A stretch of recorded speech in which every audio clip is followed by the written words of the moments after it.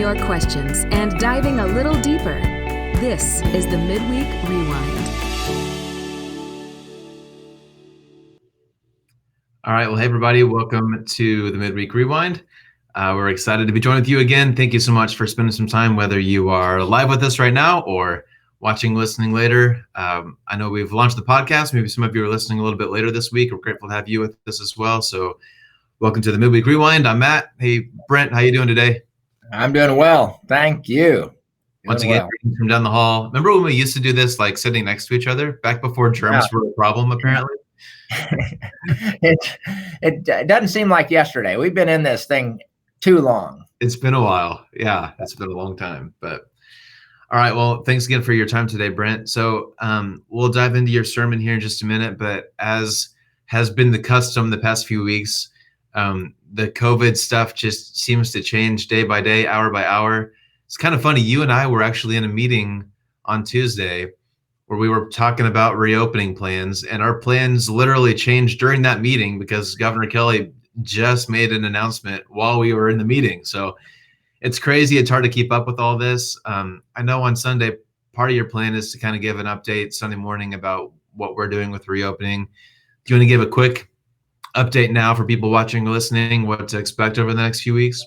Yeah, I'd like to. And I just I'm sitting here smiling because everything is subject to change. And so we write everything in pencil. The CDC just came out, yesterday, saying that the coronavirus doesn't really spread on surfaces. And they've been saying that for weeks now. And we've all been dumping our disinfectant everywhere. And now they're saying, you really can't catch it from touching flat surfaces. So everything changes. But I'm not very convinced that people are intentionally trying to mislead us. And they're just learning on the fly, as we all are. So, there have been a couple of churches that have opened recently, and here in Wichita, Life Church and Central Christian over on 29th and Rock. They've opened. The big deal is churches that are opening in Kansas or Wichita, particularly larger churches, are simply saying that the size limit doesn't apply to them. So we contacted the state, the governor, and we talked to two different people at the state, in the governor's office. We talked to a state attorney, a county attorney. We talked to two county commissioners. And we got 5 different answers on what the rules are. And you just got to, oh man, that's helpful. Yeah. Hi, I'm from the government. I'm here to help you. And we say, what? There's just some uncertainty. And so we are erring on the side of the safe side of the options.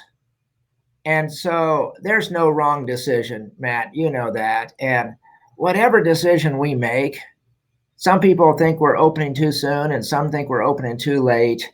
We have too many restrictions and too few, and that's just normal. And so we are looking still at the current tentative date is June 28. It's 5 weeks from now. That's when there are no size restrictions or social distancing restrictions. Could that change? Sure. But as best we can, that's our anticipated start date. We're doing the same kind of thing with the office. The governor is encouraging telework or working remotely as much as possible through, I think it's June 7 or 8. And so we'd open the office then. We're just trying to stay on the conservative side of what the options are. And, you never know. But yeah, I'm excited to get back. We're starting to see people here and there, and a meeting here that's no longer Zoom or a rendezvous for a social distance coffee or something. It's for this extrovert, it's filling my tank. So I'm grateful for that. But end of June is what we're looking at. Yep. And everybody wants to get together, obviously. So we're just trying to figure out, we contacted 5 different government officials. We're doing the best we can. We don't want to break the law, or we obviously don't want to spread the virus. So we're doing the best we can, and we'll get together as soon as we're able to. So Yeah. Our friend Ernie Sweat just left a comment. We got Spider-Man with us here today, and Ernie wants to know what Spidey thinks, and Spidey fears no virus, so he's ready to go. He's ready to go whenever. But and for those of you who don't know, Matt, do you call those Marvel characters, or what do you call those things? They're action figures from Marvel movies. Yeah. Okay, so he has a fair collection of Marvel figures, no, action figures from Marvel movies. Yeah, there you go. So rolls right off the tongue. He hides one every week, and rarely do we get a comment, but we honor them when they do come. Yes. So Spider-Man is represented well today. So, all right, Brent, well, let's dive into your sermon from Sunday. So we're still in the Artish of Life series where you're blessing us with your artwork. And it's been a great series. Again, I'm still really enjoying it. We got a few weeks left. And this past week, you talked about a soft heart versus good behavior and how those things kind of play together and how they're kind of different. So you want to give us a quick recap of what we talked about on Sunday? Yeah, I just said in our relationship with God and in our relationship with other people, behavior matters. Mm-hmm. You can't have a healthy, vibrant relationship with God if you're not following the rules. Mm-hmm. I mean, you can't have a good marriage if you're not following some rules. So I just wrote in big red ink, behavior matters. And then the second part was heart matters. Mm-hmm. It's not just about obeying the rules. God, and we looked at a number of passages where God just looks at the heart and the intent, and it's not like he has an angry red finger pointing at us, and we just come home every day with, oh, he's mad at us again. Oh man, I screwed up again. Oh, he must be, It's a terribly draining way to live, to be in a relationship-based, rules-based relationship. Yeah. Where you're always worried about when you're going to tick off your wife. Mm-hmm. Oh no, I messed up again. I'm not going to hear the end of that. When you're going to tick off your husband, when you're going to say just the wrong thing to your teenager and it all blank, whatever, lets loose, and it's just a draining way to live, to be in a rules-based relationship. Mm-hmm. But rules still matter because they make relationships healthy. They can. They make things function better. Everything functions better with rules. But then there's this heart thing, and that's what's so cool about God is I don't always know the balance between rules and heart, but he really values the heart.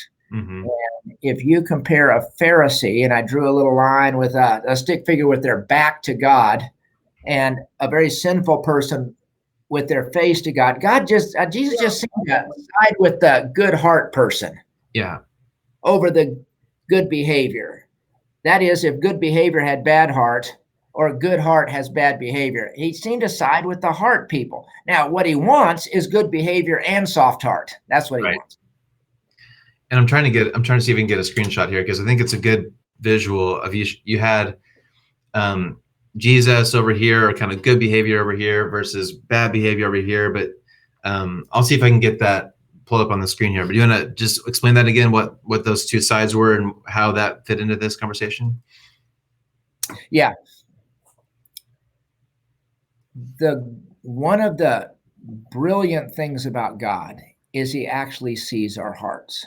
Mm-hmm. And sometimes we can read another person's heart. We really can. If you're married to someone, or you got a kid or a best friend, there is a degree, and I know we need to be cautious about judging motives and intentions. We need to be cautious. But it's not like we don't have some discernment where you actually, this would never happen with Tilly because she's always sweet, but your dear wife, Tilly, if she says something, you can see a lot of times whether it's from the heart or not. Mm-hmm. Certainly when we tell our kids to apologize and we hear them apologize, we can read their heart. Mm-hmm. And God always reads our heart perfectly. We make lots of misjudgments on people's hearts, and that's why we need to have caution. But the brilliant thing about God is he's not one-sided. He doesn't apologize for rules, but it's not just the rules. He really values the heart. Now, that's a constant dance for us. And we may get into why so many rules here in a bit. But and here's the picture just real quick, if we can dive through that. So I don't know if you can see it well, but one thing you talked about is how Jesus actually values, even if someone's a sinner and they're way on this side, but if they're facing the right way, Jesus prefers that over someone who might seem like they're really close to him on the rule side, but they're actually facing the other way with their heart. And that's just something that in human relationships that seems backwards a little bit, but that's kind of, again, like you said, one of the cool things about God and just the interesting things about a relationship with him. So yeah, I think it's a really cool point you illustrated. And I asked my own trapping question on Sunday, which does God value more, right? And I knew I was asking the question, and I knew I really didn't have an answer. And I kind of flirted around it, Matt. But essentially I said, without a lot of confidence, God really does look to our heart. And that's the hard thing, right? Because on Sunday you talked about how there's Bible verses on kind of both sides, if you will. Like you mentioned John 14:15, if you love me, you'll keep my commands. So that seems to sound like, if you love me, follow the rules and, have the right behavior. But then Jesus, and Joan says that to you, and Joan says that to me. Oh, absolutely, yeah. Our love is measured by our behavior, and so she knows whether we really love her if we are nice to her. Right. It's not unreasonable. Yep. But then on the other end, there's a verse. Let's see, it's in 1 Samuel. People look at the outer appearance, but God looks at the heart. And he talks about how Jesus spent most of his time with people who probably weren't ranking very high on their behavioral scale. So yeah, you just mentioned it, and you didn't really say this on Sunday, but you seemed to hint that the heart kind of outweighs the behavior in Christianity, at least. And I mean, it's probably the same for human relationships too. You're my boss, and so you want me to follow your rules, but you also know if I slip up every once in a while in my work performance, but I've got a good heart, that's probably gonna speak to you as an employer. Well, how many of us have said about our spouse or our kid, they're not perfect, but man, I know they're loyal to me and I know they love me. Okay. Like what we're saying is, in a relationship, sure, they mess up, but it sure is a good anchor point when we can say, when Joan can say about me, Brent, he's not perfect. And he makes me so angry sometimes, and he messes up, but I just know his heart, and he's loyal, and I'm just so thankful. Okay, that kind of perspective that so many of us have about human relationships that does both behavior and heart, it ends up giving a little bit of extra weight to saying heart.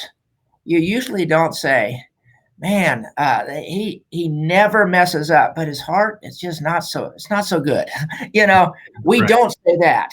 Even in our human relationships, we instinctively give a little bit of extra weight to the position of their loyalty, their posture, their heart. Yep, that's good. It's a weird balance, which leads me to the big question for today, Brent, which I gave you this question with not giving you very much time to prepare. This is a hard question, okay? But so if Jesus seems to kind of outweigh the soft heart, you mentioned on Sunday that a lot of people have a perception of Christianity that it's all about rules. Like it's all about behaving correctly. A lot of people have that perception about Christianity, but we said that actually the heart is more important. So my question is, then why is the Bible so full of rules, especially the Old Testament, but in the New Testament also? It's just true that our book is a lot of rules. And obviously all the authors of scripture talk about having a soft heart, following God as well. But we can't get around the fact that it's true that our religion does teach a lot of rules. So how do we balance those? And why do you think that is true if the heart is actually what's more important? Well, one of the things I'm grateful for is I'm okay admitting I don't have all the answers. And but the short answer to the question, if heart matters so much and we don't get to heaven by rules and obedience, why are there so many rules? And there are hundreds, but even in the New Testament, there's dozens and dozens of rules. Mm-hmm. Even if you say, but Jesus said the two rules are love God and love others. Well, that's true. There are just two rules for us. But underneath what it means to love God are lots of other sub rules. Mm-hmm. Underneath love other people are lots of sub rules. Yeah. So, yeah, we have two, but we still have dozens of rules. You ready for the short answer to why does the Bible have so many rules? Here's my short answer. Because at least one person needed that rule. Mm. I don't need all those rules. Mm-hmm. I wouldn't break that law even if it weren't a law. Mm-hmm. Like, I'm not going to rob a bank. I don't need that law. So I Googled, we started talking about this about 11:45. Yeah, and we plan ahead so much, people listening. We're so far ahead of schedule. Yeah. I Googled how many federal laws. Hmm. And no one seems to know because there's so many. But conservatively, there's 15,000 federal. Then we're not talking, there's state laws, there's, codes, Mm-hmm. all over the place. So but between 15 and 50,000 federal laws. Mm-hmm. Why are there so many rules? Because there's at least one American that is going to do that if we don't put a law to try to stop them. Mm-hmm. One of the reasons that there are so many rules is that there was literally one Israelite who would do what they aren't supposed to do. And God said, let's do our best to stop them from doing that bad thing. Let's put a law with some consequences. Hmm. That's what every parent does. Mm-hmm. So parents have different amounts of rules for different kids because some kid needs more rules than other kids. And so we put in rules with consequences all over the place. Mm-hmm. And so, there's at least when Paul is writing to the Ephesian church and he says, don't gossip, don't lie, be nice, forgive. And he puts out all these rules. He's doing that because he's pretty certain there's one person in that church at least who's going to be gossiping or lying or whatever. And he needs to remind them and set out an expectation. Sorry. So that's the short answer. Is we have rules because there are people who need them. Mm-hmm. Sometimes I've asked this question: how many federal laws do you really need, Matt? More than one, less than 15,000. Yeah. And sometimes I've said, okay, I need a fair amount of traffic rules. Mm-hmm. Because honestly, my inner law on that isn't Mm-hmm. very strong. If there weren't speed limits, believe me, I'd go faster than I do. Right. I would probably be unsafe. We used to joke that the reason why we don't have first and B bumper stickers is because of how you drive. I would go through every stop sign. Yeah. I probably wouldn't always use my blinker. I would become unsafe to myself and others if there weren't rules with consequences that did something to keep me in line.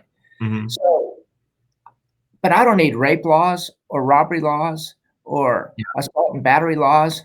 I'm guessing I don't need about 14,950 of those laws. I need 50 laws because by God's grace, he has put a reliable conscience in me. Mm-hmm. And I have an inner law that's been built up through my parents' teaching and the church's teaching and my friends. And so I don't need most of the rules of the Old Testament or the New. Mm-hmm. I don't mean that arrogantly. I think there are a lot of us like that. Yeah. But we have these rules because we need them. Mm-hmm. And none of us need all the rules in there because we have an inner law that just does that without the rule. Right. Okay. So Yeah, it goes I, back to human I from rambled, but we have that many rules because there's at least one person that God says, I better put this down because they're the yo-yo that would probably do it. right. And I need to make sure it's clear to them that they shouldn't do this or they should do this. But I don't need a lot of those. And a lot of us don't need a lot of those. Yep. And I So think the first answer. Yep, that's good. And I think it's good to remember too that a lot of these rules or laws or whatever, some of the Old Testament ones were ceremonial or cultural, but most of the rules in the Bible, we've talked about this before, I think, is that if you follow them, you're just going to have a better life. Like you might think of them as being restrictive, but actually, like, God designed the world the way he did, that if we do what he asks us to do, we're actually going to live a better life. If you don't steal, if you don't kill people, if you don't, do all the rules, like you're going to have a smoother, better life. You're going to have a better relationship. So they're not rules just to be a rule. Like actually you're going to have a better life if you just do what the Bible says. So I was thinking, hey, we'll get a Bible verse for you, Matt. Hey, please do. So James 1:19 says, the person who looks intently or follows or respects, the person who looks intently into, here's called the perfect law of freedom, and perseveres in it, and is not a forgetful hearer, so they just hear it and then they break it, but the one who does good works, who follows the rules, this person will be blessed in what he does. One of the interesting things that the New Testament does, not the Old Testament so much, but the New Testament, is it connects obeying the laws with freedom. And here it says, the perfect law of freedom. And we normally think laws restrict us. They put us behind bars. Right. Say, you can't do that. But it's saying we start behind bars, and the perfect law takes away the bars. It's a completely opposite way of looking at rules. And so if I see retaliation as something I want to do, I'm behind bars. My relationship is hindered. My internal anger, everything. I lose when I'm seeing it as something I want to do. When I see as, retaliation, don't do it. Well, that's going to set me free. And I don't do retaliation. Suddenly my relationship, my heart is free. And so rules have been turned on their head with Jesus, with the New Testament. And they don't bind us, they free us. They don't restrict us. Yeah, so they do restrict it in that you don't do it. But in terms of the end result of relationships and inner health and clear conscience and joy, all of that is on the other side of seeing these rules as giving us freedom. And it just says here, you pay attention to and you stick with the laws, the rules, and realize they're actually going to give you freedom. They're not there to ruin your life. They're there to improve your relationships and give you a lightness and a freedom of heart. You'll be blessed. Yep. You're going to actually be blessed. And I would contend that for those who don't see rules as legalism, they keep life in perspective, the happiest people on the planet are the ones who think like this. Yep. When men think, I'm not supposed to look at porn, and there's an attractiveness to porn, but I'm not going to look at porn, and it's going to actually set me free. Yep.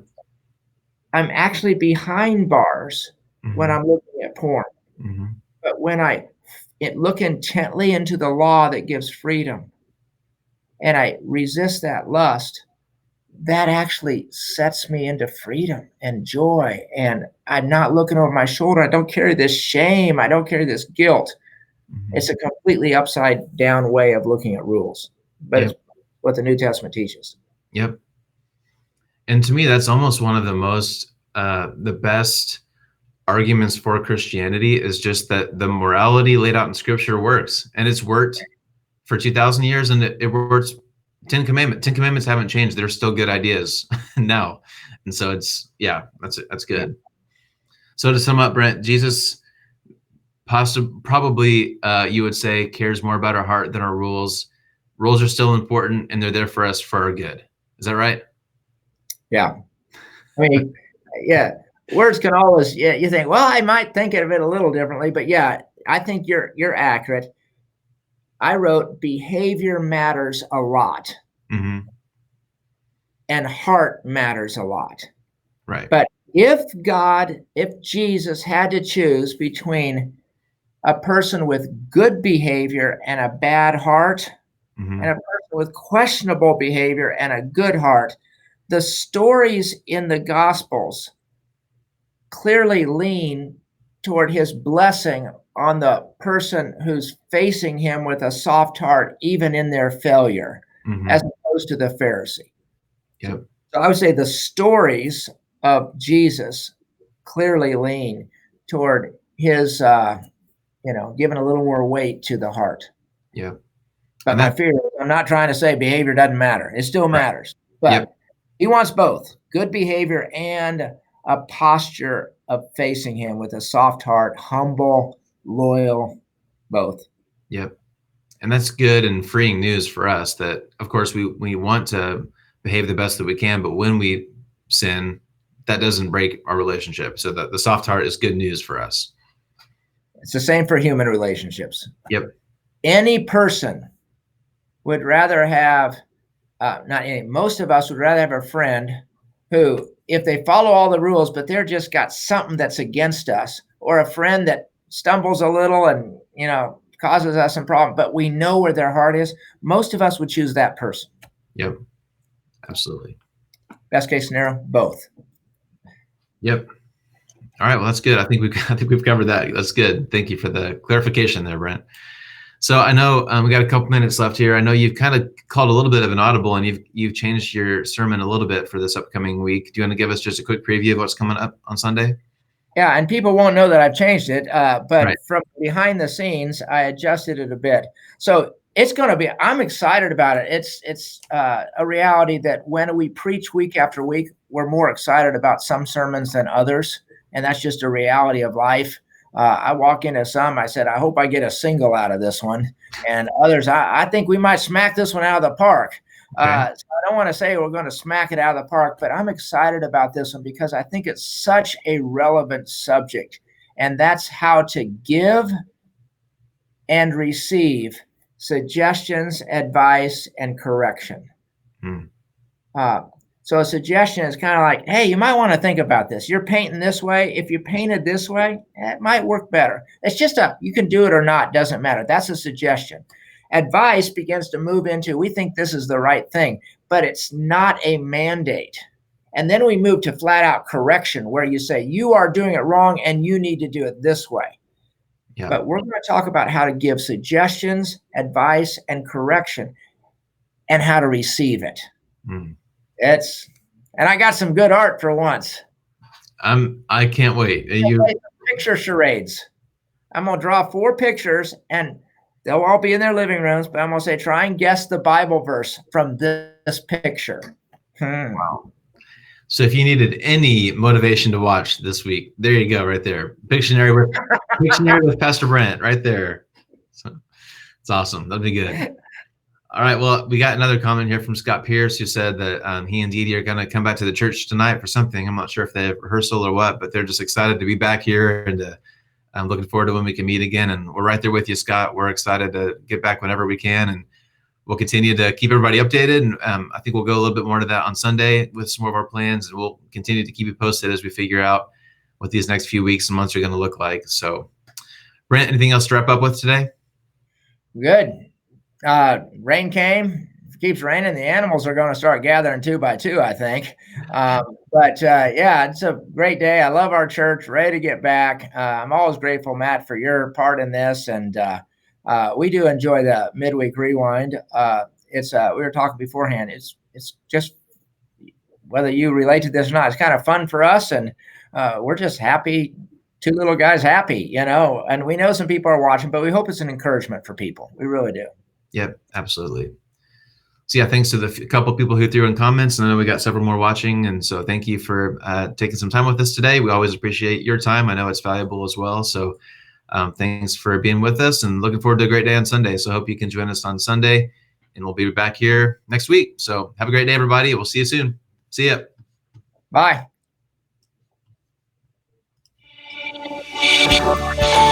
Thanks for joining us today. Matt and Pastor Brent go live on the First MB Church Facebook page every Thursday at noon. If you can't watch live, the archive is available anytime on Facebook, YouTube, or the First MB app. If you prefer to listen on the go, you can also subscribe to the podcast by searching for the Midweek Rewind in your favorite podcast provider. Thanks for joining us, and we'll see you next time on the Midweek Rewind.